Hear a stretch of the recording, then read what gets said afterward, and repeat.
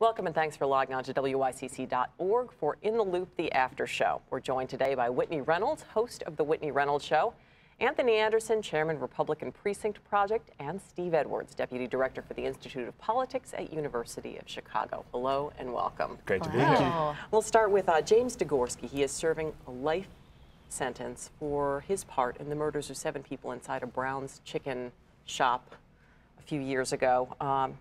He was just awarded nearly $500,000 in a civil suit after a jail guard punched him in the face and broke his cheek and his eye socket. Now, the families of his victims say this is not justice done. Whitney, is it?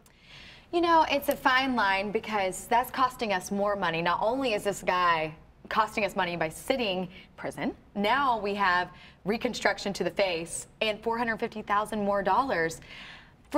For me, I think that there's going to have to be some type of penalty instead of awarding him this money, like penalizing the person that did it. Because, I mean, we're putting people away because they're hurting people on the streets. They shouldn't be being hurt in our prisons and our jails. One of the things that you have to remember also is you walk a fine line because you're there to preserve and to protect the population of the prison. So you just suppose that to a person that's been convicted, yes, of a crime, but he also should feel that at least safe in that type of environment. However, in a situation like this, a $450,000 judgment against the prison guard, that's on him.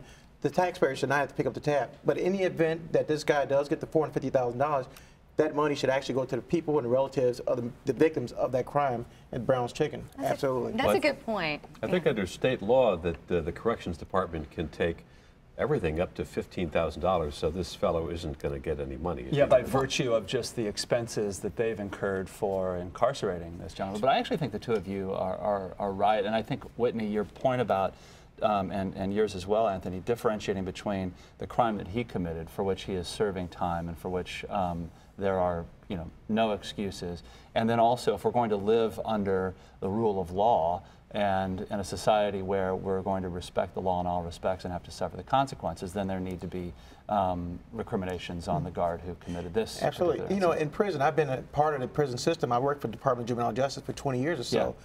There's a term that they use, and it's called street justice. But it's not a sense that the guards are supposed to impose the street justice. It's the inmates impose street justice on one another for whatever crime that's been committed. And that's how it usually, lends itself out. But in this case, unfortunately, a guard put himself in a situation to compromise the situation, and now he's paying for it. And there was a fairly strong case against him. I mean, he did cause physical damage. He did not file a report until the next day, so it appears that this was a rogue guard, or at least rogue behavior.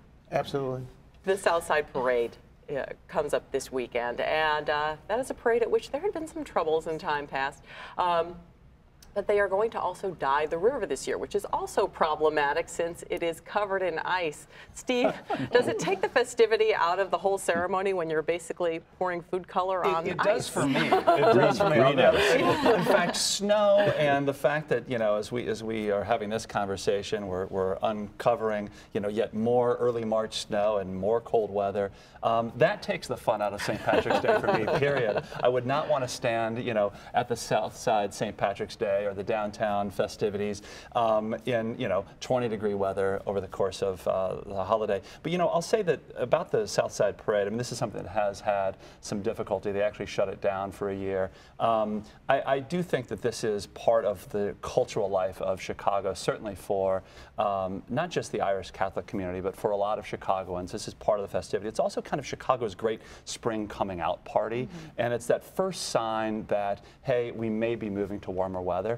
And let's hope they can that's actually true. I feel like, though, with the parade, we can't turn an eye to the fact that all of Chicago's partying. If you're going to just focus on the parade, I mean, if you go to River North, it is crazy there, too. So it's crazy everywhere on I do wish the celebrations would actually be a little bit more mindful of the saint in St. Patrick's Day. Well, tone it down just a little bit, but I enjoy I know that the summer is near or spring is near when I do see the Green River, so it's something to look for me even too. Yeah. Well, how do they keep it from growing out of hand? As you mentioned, it was suspended for at least a year. We saw a St. Patrick's Day parade at the University of Massachusetts Amherst turn into a near riot. Well, what is it about St. Patrick's Day that causes this sort of overly I don't want to throw anything against any one ethnic group, but for the most part here, lately at least, they've been getting on individuals who bus in individuals from other sites. They've been drinking all day, and then they get on this bus, and then they come over there. They've said, hey, listen, if you're going to do that, then you need to park somewhere else because you're not going to be allowed at this park at this time because we're trying to be festive. We're trying to enjoy everything. This is a family event, and we don't want all the rebel rousing going on like it did 2 years ago, or else we're going to be in another 2-year hiatus. Well, let's hope there are more strollers than coolers this year. Yeah, absolutely. So enjoy your green beer responsibly. We'll leave it at that. Whitney Reynolds, Anthony Anderson, and Steve Edwards, we thank you. Until next time, goodbye. Goodbye.